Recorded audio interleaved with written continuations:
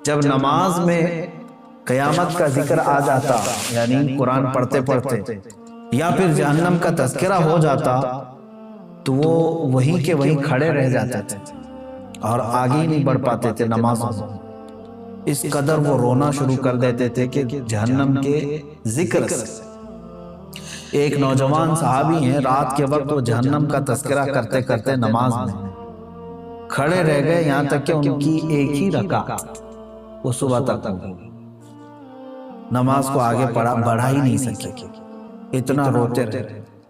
رسول پاک صلی اللہ تعالیٰ علیہ وسلم کی بارگاہ میں صبح حاضر ہوئے تو حضور نے دیکھتے ہی فرمایا کہ نوجوان، تیرے رونے نے اور تیرے جہنم کے تذکرے نے عرش کے ملائکہ کو رولا کیا، عرش کے فرشتے بھی جو ہے تمہارے اس جہنم کے تذکرہ کرنے پر اور ندا دینے پر رو پڑے۔ اب اندازہ کریں اللہ کے وہ ملائکہ جو معصوم ہیں، معصوم کا مطلب سمجھتے ہیں جن سے خطا ممکن ہی نہیں، وہ اللہ کے عذاب سے اور جہنم سے ڈر کر کے رونے لگ جاتے ہیں۔ سیدنا عیسیٰ علیہ الصلوۃ والتسلیم کے متعلق ایک بات ملتی ہے، ایک پہاڑ کو آپ نے دیکھا جو معلق ہے، تو آپ نے رب تعالیٰ سے اجازت مانگی کہ اے اللہ اس پہاڑ کو قوت دے دے گویائی کی کہ وہ مجھ سے بات کرے۔ پہاڑ سے آپ نے پوچھا کہ تو معلق کیسے ہے؟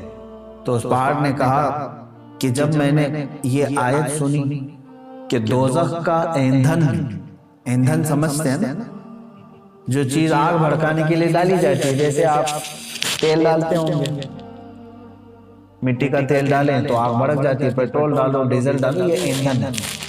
جہنم کی آگ بھڑکانے کے لیے ایندھن کیا ہے؟ پتھر ہے اور انسان ہے۔ وہی آیت میں نے ابھی پڑھی تھی، اللہ تعالیٰ فرماتا ہے وَقُودُهَا النَّاسُ وَالْحِجَارَةُ، انسان اور پتھر جہنم کا ایندھن ہوں گے، جب جب ان کو ڈالا جائے گا آگ بھڑکتی تھی۔ تو وہ اس پہاڑ نے جواب دیا کہ جب میں نے یہ سنا کہ جہنم کا ایندھن پتھر ہوں گے تو میں خوف سے لرزنے لگ گیا کہ ان پتھروں میں بھی ہوں گا کہ مجھے جہنم میں ڈال کر کے آگ بھڑکائی جائے۔ تو میں رب تبارک و تعالیٰ کی بارگاہ میں امان کے لیے رو رہا ہوں۔ عیسیٰ علیہ السلام نے اللہ کی بارگاہ میں اس کی سفارش کی، اللہ تبارک و تعالیٰ نے امان کا وعدہ عطا فرمایا۔ اور آپ کیا سمجھتے ہیں کہ یہ جو پہاڑ ہل جاتے ہیں، چٹانیں کھسک جاتی ہیں، قرآن میں ہے، اللہ تعالیٰ فرماتا ہے وَإِنَّ مِنَ الْحِجَارَةِ لَمَا يَتَفَجَّرُ مِنْهُ الْأَنْهَارُ، بعض پتھروں کو تم دیکھو گے کہ وہ پھٹ جاتے ہیں، پانی کا جھرنا نکلتا ہے۔ یہ فالز کیا ہیں؟ آبشار۔ وَإِنَّ مِنْهَا لَمَا يَشَّقَّقُ فَيَخْرُجُ مِنْهُ الْمَاءُ، اور تم دیکھو گے کبھی پھٹیں تو اس میں سے پانی نکل جائے۔ وَإِنَّ مِنْهَا لَمَا يَهْبِطُ مِنْ خَشْيَةِ اللَّهِ، اور بعض پتھر ایسے ہیں کہ جب وہ ہل جاتے ہیں، گر جاتے ہیں، کس وجہ سے؟ اللہ فرماتا ہے من خشیت اللہ، اللہ کے خوف سے۔ یہ دنیا میں جو چٹانیں اور پتھر کھسک جاتی ہیں، یہ اللہ کے خوف سے، ڈر سے اپنی جگہ چھوڑ کر کے ہل جاتے ہیں۔ جہنم کا تذکرہ میرے عزیزو اگر انسانوں کو نہیں ہلاتا ہے تو گویا کہ پھر ہمارے دل پتھر سے زیادہ سخت ہو گئے، ڈر ہی نہیں ہے، خوف ہی نہیں۔ اب سنو، یہ آخری اشرا ہے، پھر بھی تو ہمیں نیند چھوڑتی نہیں۔ دن لہو میں کھونا تجھے، شب صبح تک سونا تجھے، شرم نبی خوف خدا یہ بھی نہیں وہ بھی نہیں۔ یہ شعر تو آج پورا صاف نظر آتا ہے کہ آج زندگی گزارنے کے طریقے جو بنا لیے ہمارے بچوں نے، نوجوانوں سے۔ میرے عزیزو، یہ آخری اشرا جس طرح سے اب گزارا جا رہا ہے، افسوس کی بات ہے۔ رسول پاک صلی اللہ تعالیٰ علیہ وسلم نے ارشاد فرمایا میں نے دو لوگوں کو سوتے ہوئے کبھی نہیں دیکھا۔ وہ کون دو لوگ ہیں؟ توجہ چاہتا ہوں۔ دو لوگ کبھی نہیں سوئیں گے۔ مثلا کبھی نہیں سونے کا مطلب یہ ہے کہ زیادہ نہیں سوئیں گے، سوتے سوتے تھوڑی نہ گزار۔ کون؟ فرمایا ایک وہ شخص جس کو کسی چیز کی طلب ہے، انتظار میں بیٹھا ہوا ہے، وہ نہیں سوئے گا۔ گاڑی ابھی آنے والی ہے، اس کے انتظار میں کھڑا ہے، تو سوئے گا تو پتہ نہیں کب آئی کب چلی گئی۔ جو کسی چیز کی طلب میں بیٹھا ہے وہ نہیں سوتا، دوسرا جو کسی چیز سے ڈرا ہوا ہے وہ بھی نہیں سوتا۔ مثال کے طور پر ادھر سے بھی ادھر سے بھی ادھر سے بھی دشمن کا خوف ہے تو کیا اسے نیند آئے گی؟ نہیں سوئے۔ جو بندہ کسی چیز کی طلب میں ہے وہ بھی نہیں سوتا، اور جو کسی چیز کے خوف میں ہے وہ بھی نہیں سوتا۔ میرے آقا صلی اللہ تعالیٰ علیہ وسلم فرماتے ہیں تو پھر جس کو جنت کی طلب ہے وہ سو کیوں رہا، اور جس کو جہنم کا خوف ہے وہ سو کیوں رہا؟ اور یہ حدیث کے کئی الفاظ ہیں۔ میرے آقا صلی اللہ تعالیٰ علیہ وسلم نے فرمایا کہ سونے والوں میں نہ رہو، یعنی کثرت سے سو کر کے اپنے دن اور رات کاٹ لیے تو نہ تم اس طلب کو پا سکو گے جس کے لیے دعائیں کرتے ہو، جنت چاہیے جنت چاہیے۔ ارے جس چیز کی طلب ہے سو کر کے چاہیے تمہیں، اور جہنم سے ڈرتے بھی ہو پھر بھی سوئے ہوئے ہو۔ حضور پاک صلی اللہ تعالیٰ علیہ وسلم سونے والوں کے پاس سے گزرے اور پھر یہ ارشاد فرمایا، میں نے نہیں دیکھا کہ جہنم سے ڈرنے والے اس طرح سوتے ہیں۔ اور آیت کریمہ بھی میرے آقا صلی اللہ تعالیٰ علیہ وسلم نے تلاوت فرمائی۔ اللہ تبارک و تعالیٰ نے فرمایا وَكَم مِّن قَرْيَةٍ أَهْلَكْنَاهَا فَجَاءَهَا بَأْسُنَا بَيَاتًا۔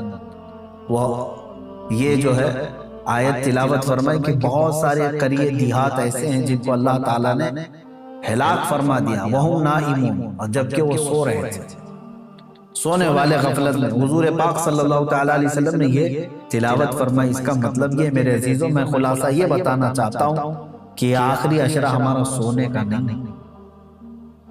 اندازہ کرو کہ کل اگر تمہاری موت آنے والی ہے تو کیا آج کی رات سو کے گزارو گے؟ کل اگر تمہیں پتہ چل جائے کہ تمہارا جنازہ اٹھائے جانے والا ہے تو کیسے آج کی رات گزرے گی؟ ہونا یہ چاہیے کہ یہ آخری عشرہ جو اللہ تعالیٰ نے دیا ہے صحت و سلامتی کے ساتھ تمہیں دیا۔ کون سی مصیبت ہے تمہارے پاس آج؟ اور آج تو حالات ایسے ڈرائے ہوئے آپ دیکھ بھی رہے ہیں، اتنی موتیں عام ہو گئی ہیں اس بیماری کے نام سے۔ آپ دیکھیں ہندوستان میں ہی روزانہ کی 3,500 سے 4,000 موتیں ہو رہی ہیں صرف یہ کورونا کے نام سے، جو گیا ایک دن میں 2 دن میں ہٹے کٹے صحت مند لوگ جا رہے ہیں، ایک ایک گھر سے کئی لاشیں جا رہی ہیں۔ تو کیا یہ آپ سب کو دہلا نہیں دیتی چیزیں کہ موت برحق ہے اور آج یا کل آنی ہے؟ اور آج موت نے یہ بتا دیا ہے ہندوستان کے ماحول میں بھی کہ بوڑھا ہونا ضروری نہیں موت کے لیے، وہ تو بچوں کو بھی لے جاتی ہے، جوانوں کو بھی۔ بوڑھا ہونا ضروری نہیں ہے۔ بعض لوگ اگر یہ سوچ کر کے بیٹھتے ہیں ابھی عمر ہی کیا ہے میری، مرنے کی عمر تھوڑی نہیں، میرے عزیز مرنے کی کوئی عمر ہی نہیں۔ اب ہمارے پاس وقت کی کمی بہت ہے، اور جہنم سے بچنے کے لیے ہم نے کیا کیا؟ مجھے ایک بات بہت اچھی لگتی ہے، شیخ سعدی رحمۃ اللہ تعالیٰ علیہ توجہ چاہتا ہوں، فرماتے ہیں جو امپاسبل ہے، جو ناممکن ہے، وہ ایک چیز ہے، میں بتاتا ہوں، آپ گیس کریں۔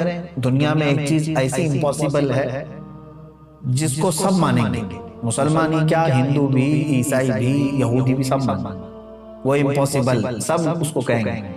کون سا امپاسبل؟ موت سے بچنا۔ کوئی کہے گا پاسبل ہے؟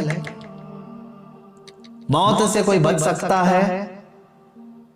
آج بچے گا، کل بچے گا، پرسوں، کوئی تو ایک لیمٹ آئے گی اس کی، جب تو مرے گا، موت آنا ہے۔ لیکن میں آپ کو بتا رہا ہوں، توجہ چاہتا ہوں، ایک امپاسبل چیز ہے، موت سے بچنا ممکن نہیں، محال ہے، محال ہے نا۔ اب دوسری چیز میں آپ سے سوال کرتا ہوں، مسلمان ہونے کے ناطے آپ یہ مجھے بتائیں، جہنم سے بچنا، دوزخ سے بچنا ممکن ہے کہ ناممکن؟ ناممکن تو نہیں۔ جہنم سے کیونکہ اللہ تعالیٰ نے ہمیں بتایا ہے کہ تم اگر برے کام نہیں کرو گے تو جہنم میں تھوڑی نہ جانا ہے۔ تو یہاں کچھ پریکاشن سے، کچھ احتیاط سے جہنم سے بچا جا سکتا ہے کہ؟ اب دیکھو ہماری یہاں پر الٹ پھیر کیسے ہے زندگی میں، جو امپاسبل ہے موت سے بچنا، اس کے لیے ہم دوڑ بھاگ بہت کرتے ہیں، کوشش بہت کرتے ہیں کہ کسی طرح بچ جائے، یہ دوائیاں کرانا، ساری چیزیں تو اسی لیے تو ہے نا، موت سے بچنے کے لیے۔ موت سے بچنا ناممکن ہے، پھر بھی بچنے کی انسان بہت کوشش کرتا ہے، جبکہ جہنم سے بچنا ممکن ہے، پاسبل ہے، اس سے بچنے کی ایک کوشش بھی کیوں نہیں کرتا؟ وہاں پر کوشش ہونی چاہیے۔ اب میں اگر آپ کو سنا دوں چند آیتیں، اس کے بعد سوائے دعا کے ہمارے پاس کوئی ہاتھی نہیں۔ قرآن کی چند آیتیں میں آپ کے سامنے رکھتا ہوں، مفہوم آیتوں کا رکھتا ہوں جلدی میں، کہ جہنم کا ایک خاکہ میں آپ کو بتا دوں کہ ہے کیا یہ چیز جہنم۔ پہلے قرآن کی آیتیں اگر آپ سن لیں کہ قرآن پاک میں اس کو اللہ تعالیٰ نے کس طرح سے بیان کیا ہے، بہت ساری جگہ آپ آیتیں بھی پڑھتے ہیں، سورتیں جو آپ کو یاد ہوں گی، ان سورتوں میں بھی کئی جگہ جہنم کا ذکر آیا ہے۔ وَيْلٌ لِكُلِّ ہُمَزَةٍ، یہ جو سورہ ہے اس میں پورا جہنم کا تذکرہ ہے۔ آپ دیکھیں جہنم کی آگ کا تذکرہ، یہ ساری چیزیں آئی۔ اب قرآن پاک میں اللہ تبارک و تعالیٰ نے جو فرمایا اس میں سورہ یونس کی ایک آیت جس کا مفہوم میں بتا رہا ہوں، جہنم کو دیکھتے ہی کافروں کے چہرے کالے سیاہ ہو جائیں، کأنما اغشیت وجوہہم قطعا من اللیل مظلما۔ دیکھتے ہی جہنم کو، جب جہنم کو لایا جا رہا ہوگا تو چہرے جو ہے بالکل کالے پڑ جائیں، سیاہ پڑ جائیں۔ اچھا، جہنم کوئی ایک کنویں کا نام نہیں ہے۔ جہنم کتنی بڑی ہے یہ میں اگر آپ کو بتا دوں تو اندازہ کریں، جہنم میں جس کو ڈالا جا رہا ہے نا، جو جہنمی، اس کے ایک کندھے سے دوسرے کندھے تک جو چوڑائی ہے وہ ایک تیز گھوڑا 40 دن دوڑے تب طے ہو۔ جہنمی، ایک جہنمی، جہنم کی بات نہیں کر رہا ہوں، جس انسان کو ڈالا جا رہا ہے دوزخ میں، اس کو اتنی بڑی شکل بنا کر کے ڈالا جائے گا۔ اب آپ اندازہ کریں، ایک جہنمی جب اتنا بڑا اس میں گر رہا ہے تو جو لاکھوں کروڑوں کی تعداد میں جو جہنم میں گر رہے ہوں گے تو پھر جہنم کتنی بڑی ہوگی، اس سے اندازہ کر سکتے ہیں آپ۔ اس کے طبقات ہیں، وادیاں ہیں، عذابات ہیں، کیسے کیسے عذابات ہیں، ان کے ذکر بھی قرآن پاک کے حوالے سے آئے ہیں۔ رسول پاک صلی اللہ تعالیٰ علیہ وسلم کی حدیثوں سے بھی یہ جو ملتا ہے۔ اب یہ دیکھیں، سنیں، جہنم کے ایک احاطے کی 2 دیواروں کے درمیان، صرف ایک سائیڈ کی بات کر رہا ہوں، پورے جہنم کی نہیں، ایک احاطے کی 2 دیواروں کے درمیان 40 سال کی مسافت لگے گی۔ اگر طے کرنا چاہے کوئی تیز رفتار سواری تو وہ 40 سال کی مسافت صرف اس کا ایک کارنر ہے جہنم۔ اور یہ بھی حدیث پاک میں ملا ہے کہ حضور پاک صلی اللہ تعالیٰ علیہ وسلم تشریف فرما تھے، صحابہ بیٹھے تھے، ایک اچانک دھماکے دار آواز آئی۔ صحابہ نے پوچھا، رسول پاک صلی اللہ تعالیٰ علیہ وسلم نے ارشاد فرمایا، آج سے 70 سال پہلے ایک پتھر جہنم کے منہ سے گرایا گیا تھا، وہ اب جا کر کے اس کے نیچے لگا، تہ میں جا کر پہنچا ہے۔ تو اگر اس کی گہرائی اتنی ہے، 70 سال لگ جاتے ایک پتھر کو گرتے تو کس قدر بڑی ہوگی جہنم۔ جب جہنم کو لایا جا رہا ہوگا، اس کو زنجیریں پہنا کر کے، کڑیاں ڈال کر کے فرشتے لا رہے ہیں۔ کتنے فرشتے لا رہے ہیں جانتے ہیں آپ؟ صرف جہنم کو لانے والے جو فرشتے ہیں وہ سب سے بڑے طاقتور فرشتے، جہنم کو کھینچ کر کے میدان محشر میں جب لایا جا رہا، توجہ چاہے، جب وہ فرشتے لا رہے ہوں گے تو کل تعداد جو بتائی گئی ہے بعض روایت 490 کروڑ فرشتے صرف اس کو تھامے ہوئے، جس میں سے ایک فرشتے کی طاقت اتنی ہے، اللہ اکبر، کہ وہ دنیا کے سارے پہاڑوں کو اٹھا سکتا ہے۔ 490 کروڑ فرشتے جہنم کو کھینچ کر لا رہے ہیں۔ اب اور دیکھیں آپ، میں بتاتا ہوں، اس کو جو زنجیریں پہنائی گئی ہوں گی، ہر زنجیر کو 70,000 فرشتے پکڑے ہوئے، ہر زنجیر، اس طرح کی 70,000 زنجیریں اسے لگی، فرشتے اسے کھینچ کر کے لا رہے ہیں۔